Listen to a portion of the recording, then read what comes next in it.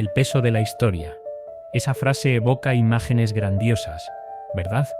Reyes, reinas, batallas. El fragor de los acontecimientos que cambiaron el curso de naciones. Pero a menudo, la historia que nos cuentan los libros de texto, esa versión pulida y condensada, nos deja con una sensación de vacío. Como si faltase algo crucial, como si las piezas del rompecabezas no encajaran del todo. Y es que la verdadera historia, la que se escribe en las sombras, la que se articula en cartas privadas, en susurros de consejeros, en los pliegues de la diplomacia, esa historia tiene una complejidad fascinante, una complejidad que rara vez llega a las aulas. Y hoy vamos a desenterrar una de esas joyas ocultas. Una carta poco conocida de los reyes católicos. Sí, Isabel y Fernando. Nombres que resuenan con fuerza. Pero detrás de las leyendas, detrás de los monumentos, existían mentes estratégicas. Mentes que planeaban, que calculaban, que sentían la presión de gobernar un reino en plena transformación. Y esta carta revela una faceta de su pensamiento que pocos conocen. Una ventana directa a sus preocupaciones más íntimas y a sus estrategias más audaces. Piensa por un momento en tu propia vida. ¿Cuántas veces te has sentido abrumado? El estrés del trabajo que te persigue hasta casa. Las noches en vela dando vueltas a un problema sin solución. Rumiando cada detalle, cada posible error. Esa sensación de no poder desconectar. De que la mente está constantemente activa. Procesando información, preocupándose por el futuro. Pues imagina llevar esa carga, pero a escala de un reino. Imagina tener que tomar decisiones que afectan a miles, a millones de personas, a la propia identidad de una nación.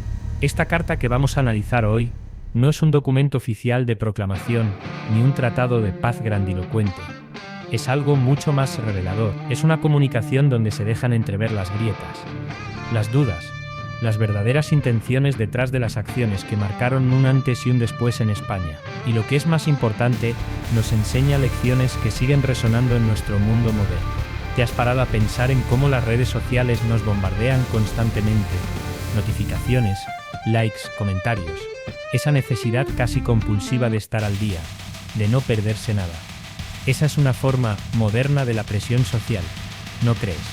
La necesidad de encajar, de aparentar, de proyectar una imagen determinada. Bueno, los reyes católicos también lidiaban con una presión social inmensa, la de su propia nobleza, la de la Iglesia, la de las potencias extranjeras. Y sus estrategias estaban diseñadas, no solo para gobernar, sino para mantener el control, para influir, para moldear la percepción. Y ahí es donde reside el poder de esta carta. En su aparente sencillez, esconde un tesoro de información sobre cómo pensaban, sobre cómo manejaban el poder, sobre las verdaderas prioridades que guiaban sus acciones. Nos permite ir más allá de los titulares, de los hechos consumados, y adentrarnos en el proceso mental que los forjó, un proceso que, te aseguro, tiene mucho que ver con los desafíos que enfrentamos hoy. Las decisiones difíciles, las alianzas complejas, el arte de la persuasión, y sobre todo, la gestión de la información. Porque en el siglo X como ahora, controlar la narrativa lo era todo. Y esta carta nos muestra cómo ellos lo hacían. Y no es solo una cuestión de poder, es una cuestión de supervivencia, de legado. Cuando uno se enfrenta a la magnitud de lo que ellos se propusieron, se da cuenta de que no bastaba con la fuerza bruta, era necesario un entendimiento profundo de la psicología humana, de las motivaciones que mueven a las personas. Y esta carta, a través de sus matices, de sus sugerencias veladas, nos habla de eso, de cómo construir consenso, de cómo neutralizar la oposición sin parecer un tirano. Piénsalo. En nuestro día a día, cuando tenemos un conflicto en el trabajo o una discusión familiar, ¿qué hacemos? Buscamos argumentos. Sí, pero también intentamos entender la perspectiva del otro. Intentamos encontrar puntos en común. Intentamos persuadir. Los reyes católicos hacían lo mismo, pero con herramientas mucho más sofisticadas. Y esta carta es un ejemplo de esa sutileza. Nos muestra cómo anticipaban las reacciones, cómo calculaban el impacto de sus palabras y sus actos. No actuaban a ciegas. Había un plan, y ese plan no solo incluía la conquista militar o la unión de coronas, incluía la gestión de la imagen. la siembra de ideas, la creación de un relato que legitimara sus ambiciones. Y eso, señoras y señores, es una lección que trasciende los siglos. Muchas veces nos sentimos impotentes ante las grandes estructuras, ante los problemas complejos que nos rodean. Nos achacamos la responsabilidad de no saber cómo actuar. Nos decimos que las cosas son demasiado grandes, demasiado complicadas. Pero al asomarnos a la mente de estos monarcas, al desgranar los secretos de una simple carta, descubrimos algo fundamental, que las grandes transformaciones no son actos de magia.